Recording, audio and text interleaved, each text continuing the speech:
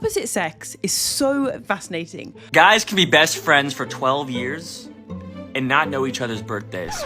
And no one says a thing. They don't know anything about them. They never ask any questions. In high school, you learned sex ed, but you never learned friend ed. Especially for men, we need tools. Because what do you mean you guys don't know each other's birthdays and you say that you're friends? I saw this video of this girl ask her boyfriend how his friend was doing after a breakup, and he's like, how should I know? She was like, I don't know, you just golfed with him for 3 hours, you didn't talk about it? Most men are so emotionally constipated. It's actually hilarious, but it's sad to see at the same time. For women, closeness means knowing each other well. 10-minute voice notes, late night deep chats. For men, closeness is going fishing together, playing a sport without needing to get deep. For women, bonding is opening up and talking about how you feel. For men, bonding is playing FIFA, going to the gym, or sharing memes. For women, showing love is words of affirmation. I am so proud of you. I love you. You've got this. Well done. For men, showing love is banter, teasing, maybe doing things for them. And sometimes it's simply silence. I don't feel like I'm less of a man because I'm feeling a certain emotion and I can express it. The masculine urge to fix things and not just sit with things. Over the past week, I have been consuming a lot of male podcasts on the topic of friendships and healthy vulnerability, opening up, why men don't open up, the male loneliness epidemic, and it has been eye-opening. In this video, I'm sharing a peek behind the curtain on what really goes on in male friendships, backed up by some research by a sociologist called Sharon R. Bird. This is by no means a bashing video at all. I'm simply sharing some research that I found really interesting and surprising, and I thought maybe you'd find it interesting too. Hey, if you're new, welcome to the cozy corner of the internet. I'm your host, Christina, and I help people stop shrinking and start living. We're keeping the theme going with, friendship videos, vulnerability, connection, opening up. I feel like these are kind of some of my OG original videos that I posted back in the day. I know you guys have enjoyed a lot of my friendship videos, so we're keeping the theme going. Today, we're focusing on male friendships. I hope you're ready to learn a new word because I have learned a new word this week. Men are homosocial. When I was reading some of the research, she breaks down some of the glue, some of the features and components that make up male friendship dynamics, like the brotherhood, the bros, the bromance. And she describes men as being homosocial. Essentially, homosocial just means the social bonds between a certain group, the non-sexual social bonds. In particular, she breaks down in her research how oftentimes when it comes to men being friends with other men or men just spending time with other men often seek validation from other men. You'll see this in the workplace when, guys hanging around their colleagues, there's banter, there's teasing, and there's maybe even some competition amongst them about who's the best in the department. You might see this in sports teams or locker rooms, how there's really intense initiation tactics on like, you have to do this to become part of the hockey club, or you have to drink this thing to become part of the rugby club. Or on a simple level, you might see these dynamics play out in the group chat. The banter is lighthearted, there's a lot of memes. None of this is inherently bad per se in a group chat, but oftentimes say you were to maybe give a friend praise or celebrate them on their birthday, like celebrate a win. Praise amongst men is often like indirect and it's often like really, really subtle to avoid looking like, too close or too lovey-dovey, to avoid looking like gay, essentially. And I'm going to get onto this a little bit more later on. Earlier this week, I was listening to a podcast where they spoke about the importance of fathers. I feel like for a lot of people nowadays, it's actually not that common to have a father figure. Isn't that a wild thing to say? Maybe it depends on who you know. Maybe it's just the girls and guys that I know. But genuinely, a lot of us don't really have a father figure around. Anyway, I want to play you this clip from a podcast that I was listening to recently. As men, when we have a need to seek excessive approval and be validated by our outside world and our successes, that is often born from an unhealthy relationship with our father, where we yearn for his attention, we yearn for him to be safe in our lives, to guide us, to direct us, to know that we can count on him. And when we believe or think or perceive or have an experience of our dad not rating us as a human being, not not accepting us as a son, not loving us for what we are, we go on this big mission to prove ourselves to the world. But really what we're doing is we're just unconsciously projecting, I want dad to approve me. I want dad to see how wonderful and amazing and successful and brilliant I am. And this is all unconscious. Now, what that does though, is the source of that need for approval comes from low self-worth. It comes from a lack of confidence within self. And every time we seek approval from that source, we fortify that message. We make it bigger, it amplifies. So in other words, that low confidence, that low self-worth, it grows. And it grows within us. So the more it grows, the more validation we need. That man is called Stefanos Sivandos. He has an amazing podcast. I've watched a bunch of them. What he said about the importance of fathers, and if you don't really have, that father presence, you almost go out in the world to trying to prove to your dad subconsciously, like, look, I'm doing a great job. Look, I'm amazing. It kind of just shows how, some men that take masculinity to the extreme, it becomes maladaptive. They're not opening up about their emotions. They're presenting themselves as just super masculine, only working, only focusing on money or status or power, using women purely for the sake of inflating their status as well. Look who I have on my arm. It kind of makes you realize, like, a lot of maybe men that you see and interact with, they're not necessarily even trying to level up. A lot of them maybe are simply trying to heal a childhood wound. There's like a void or a hole of, I don't feel accepted by my dad. I don't feel appreciated, respected. There's a huge part of them missing from their childhood, like a father wound. And, they go out in the world trying to make up for it. And on the female side, I mean, this is, I'd go as far to say similar. For a lot of women, it can present differently. It might not mean that you become, you wouldn't become hyper masculine in a sense, but you would try and earn love from a parent. Like, you would maybe study super hard in school. You would be well behaved, do all the clubs. You do the basketball, the baseball. You do all the things to try and be like, mum, dad, look how amazing I am. It's interesting to see, like, men and women both do that, but we do it in different ways. Sometimes when you think about all the insane far right influences there are, like male far right influences, Fresh and Fit, Andrew Tate, there's many others. A lot of these influencers, I know it sounds crazy to say, but they become role models for young boys that don't have role models. Like, if you don't have a father figure or a healthy male figure, uncle or a teacher or a basketball coach, like someone you can look up to as a male that makes you feel needed, makes you feel important, gives you a chance to feel powerful in your sport, in your hobby, in your activity. Like, if you don't have that and you live in a household where you feel quite powerless, you feel like you have no meaning or no value, you feel like you don't have much to offer. Like, when you look to these influencers and they tell you, just make money, do this, do that, women are less than, like, they weirdly give you a false sense of power. Like, I can see why these influencers, I don't even want to call them that, because they shouldn't even have that title, but I can see why they become so attracted to these boys. Like, they have no role model, and these influencers give them a false sense of power. In her research, she talks about 3 core pillars that kind of uphold, this toxic masculinity.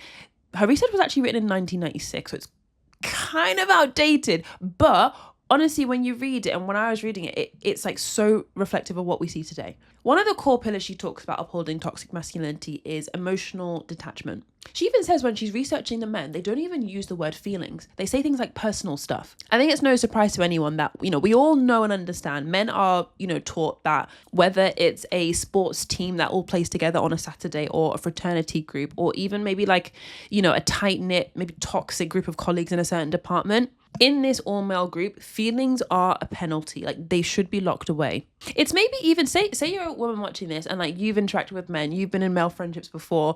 It's even why you might notice maybe sometimes you're having a serious conversation and they just start like cracking a joke, or they like are inappropriately being like sarcastic. Like, they can never actually take an emotional conversation seriously because they're taught that this is something you avoid like the plague. And there's no, again, this is not a shaming video. I'm just sharing what I've learned and what I'm surprised by. I've seen a lot of my friends actually talk about how they sometimes feel like a therapist to their boyfriend, or they feel like they almost have a bit of an emotional burden on their boyfriend, because it does get to a point where they can open up and they feel comfortable to share. It's almost like they don't know how to regulate it very well, and it's just so much like placed on the partner. And I almost feel like this is where the importance of male friendships come in. Like, you should speak to your partner about your emotions, and your partner should be a source of emotional support, but it comes a problem when it's like burdening them. Like, you know, and I actually saw a really interesting comment on one of the Men Talks podcasts. They basically said, I used to think that I like solitude. That's simply not true. What I actually liked was feeling of not being undervalued or being accessory to the lives of other people. I feel like this kind of explains why a lot of men would like, I see why, you know, you can see when you think about all the factors why there is a male loneliness epidemic. Like, add in social media, add in dating app culture, add in the fact that like literally no one is talking to each other in real life anymore, and then add in the fact that, you know, a traditional male dominated space is going to be, you know, emotionally deprived, emotionally suppressed. You're going to feel undervalued at times because, you know, there's low-key a bit of competition between each other and you feel like you're an accessory. I can see why this person and maybe other people would be like, I'm just going to choose to stay on my own. Like, what is actually the point? Or I don't want to say they prioritize it, but in male-dominated spaces, your belonging is conditional. It's an unwritten rule that you're competing with the other guys. You're seeing who can one-up each other. It's a pecking order between the males. What was quite sad was in the research, I think there was a guy talking about how he doesn't really feel competitive as a person. Like, it's not really in him to try and like win things. And he was saying how he would never actually admit that or open up about it, because even if you admit that you're not competitive, that in itself is a weakness. It's almost like another criteria of being masculine, being a man, is being able to compete and being able to be better than other men. It's just so fascinating. Like, is anyone else fascinated? I'm actually fascinated. Like, I knew men and women had differences, and that almost feels like a statement that you're not allowed to say these days. Like, men and women are different, but I do think men and women are different. I do. And I think I'm only just learning like how far some of these differences go. Like, it's just so interesting to learn. I almost feel bad for, you know, young men or young boys that are in these male dominated groups. Like, even, you know, when I leave for work in the morning, I see a lot of groups of boys walking together. There's always the group of girls, the group of boys. They tend to be quite split. And sometimes I worry, like, having like looked into this now, I'm like, gosh, you know, this is all where it starts. Like, all these things start in school, in high school, middle school. Like, I almost worry about, say, you know, younger boys that are kind of figuring themselves out and don't fully know who they want to be yet in the world, maybe don't have that role model. If you're in a young group of boys who are all, you know, competing with each other, they're all giving each other like banter. At times the banter gets toxic and you feel like this isn't really for me. You would not feel safe enough to admit it or open up, because that is weakness. Like, you don't want to compete, well, you're less of a man. Like, it's actually just sad to think about. What's scary though, I feel like I've said that like a million times in this video, what's scary though, what actually genuinely is scary though, she talks about in her research how, you know, sexual objectification of women comes into play when it comes to competition. In a lot of these male dominated conversations, women can be referred to as them or other. Like, women are othered early, and objectifying women or acquiring women, access to women, engaging with women is almost a part of what fuels the competition. So essentially, like, I think I was listening to a podcast where a guy was saying, but a part of the whole, you know, male package is like, oh, you've got an attractive woman on your arm, or you've got a young girl on your arm, you've got a blonde woman on your arm. Like, part of what feeds the competition is like who can acquire the best woman, or like, you know, the woman that I get feeds into my status. She's a representation of me, meaning, you know, I only want the best. I want the best that I can get. It's all like, do you know what I mean? It's literally,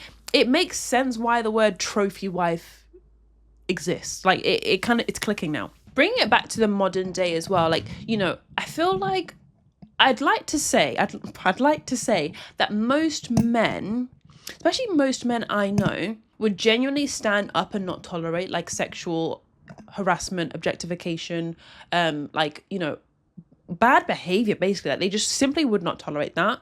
I'd like to think that was most men, because I feel like there's a difference between most men and most men on the internet. Most men on the internet are kind of terrifying, are kind of worrying, are a bit like, oh my gosh, get away from me. Like, that is most men on the internet. But most men in real life, I feel like are genuinely quite progressive, to be honest. Because the reason why I'm saying that, I've had many videos where I've spoken about just like my own personal experience dating, my struggles dating, just men-female dynamics that I've observed. And the comments that I get are always like horrific, awful, terrifying, to the point where I don't even check the comments. Whereas in real life, when I've been open about similar things, dating, struggles, like the men have been like quite neutral, if anything, understanding. So I'm like, okay, this is just a men on the internet kind of thing, but we'll see what the comments are like on this video. I'm quite scared. But back to dating, I feel like when it comes to like, okay, men will objectify women as a means to compete with other men, as a means to bond with other men, she even talks about. Sometimes as a woman, you'll see this in real life when, say, a guy is only able to express like desire. He's only able to be sexual. It's only ever flirty, but there's no affection. This boils down to rule number 1 of being a man, which is suppress your emotions, and how, you know, showing affection, showing love and even like for someone is an emotion. It's being vulnerable. Like, it's being quite honest to be like, I like you or I love you. And that is just too far gone for someone that's indoctrinated into all these male. Or even on the other end of the spectrum, say there's, you know, I feel like it's quite common for, say, like, you know, you're dating a guy, texting, whatever it is, and like they all of a sudden just like disappear or they vanish. Or, you know, things are going well, but then suddenly they go cold, and it's almost like they've just avoided anything progressing, or they've avoided a relationship. They've just, I don't know, they seem quite avoidant, like avoidant attachment. I've experienced this myself many times, and it's left me quite confused. Like, why did they suddenly just go cold or disappear? And essentially, it does come down to avoidant attachment. How, you know, some people have a fear of closeness and a fear of getting closer to someone. Like, their emotions kind of worry them, so they just attach. And it's interesting, avoidant attachment isn't unique to men. I actually, when I think about my early experience dating, I was probably avoidantly attached as well. I'd consider myself more securely attached now, because I don't run away from my emotions. I feel safe feeling these emotions of like, and, you know, liking someone. Like, it feels safe to feel that. It doesn't feel like I need to run away. And I don't feel like I need to run away from conflict either. But I feel like anyone that has had avoidant attachment, men, women, even myself when I was younger, a lot of it comes down to like a fear of being hurt, to be honest. Like, when you have these emotions of like, you like someone, things are going well, it scares you so much that you might get hurt down the line. So you kind of cut it off before it even goes anywhere.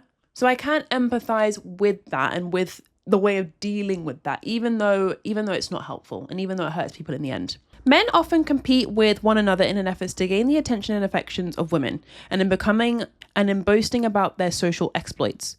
Observations revealed numerous stories about sexual objectification of women in male homosocial conversations. References were made to women as them, as clearly other, as the non-threatening girl, and or object of sexual pleasure.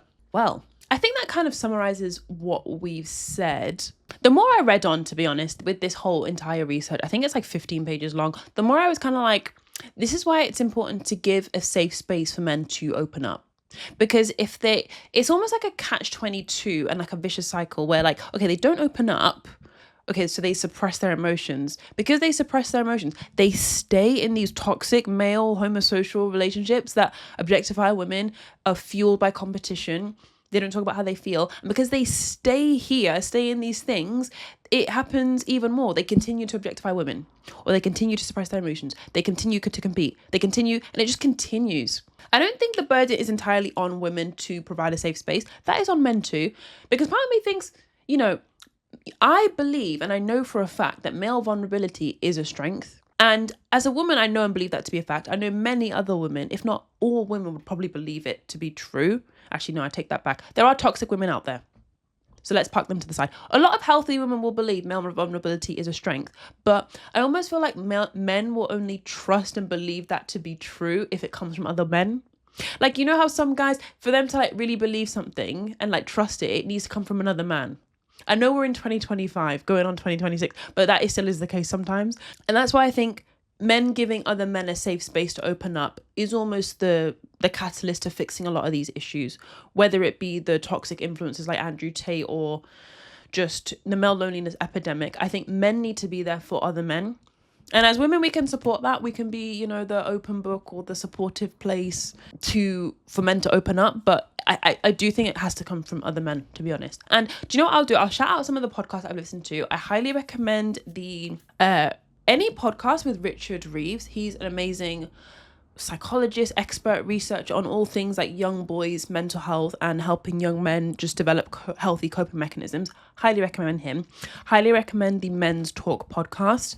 It's a I think he's a Connor Beaton. He's the host. He's a men's coach, talks about so many different aspects to like men's mental health, well-being, and emotional resilience. Highly recommend his content. Highly recommend Diary of a CEO has a couple of debates on like toxic masculinity with like a healthy person talking about healthy masculinity, and then also like a toxic side. Highly recommend that as well. As much as I do not agree at all with any of the far right, Fresh and Fit, Andrew Tate, podcasters, influencers out there, the people that follow them, I genuinely think are victims that are being preyed on. I think these influencers, these male podcasts that are like extreme, I think they're clever and they genuinely intentionally prey on these younger boys that don't have a father figure, don't have a role model, don't feel included with their friends. And so they're preyed on and they're sold a lie online, and they kind of believe all these things that are just not true about the world, about men, about women, and they just become they become really bitter young men that think that women are the cause for all the injustice in the world, and they think that women are to blame. Because I think honestly, if you grew up as a young boy with some supportive friends, some healthy friends that actually tell you, oh gosh, I'm proud of you, John, or oh, you did a great job, Billy, like you receive affection, you feel valued, your value isn't tied to your work, you wouldn't need to turn to Andrew Tate. Like, there would just be no need. But let me know what you think. This was quite a controversial video. I've not posted a video like this before. Am I about to get cancelled? We'll find out. I think that men and women are different, and I don't think it's a bad thing. I spoke about some of the differences between male and female friendships in this video. If you're looking for something to watch next, it should definitely be this. And maybe I can do a female version of this video. Female friendship dynamics, the toxicness, the unhealthiness, the drama, the fights, the cattiness, because there is a lot of it. Let me know what you'd want to see next, and let me know what you thought of this video. I'd be really curious. See you in the next one. Bye.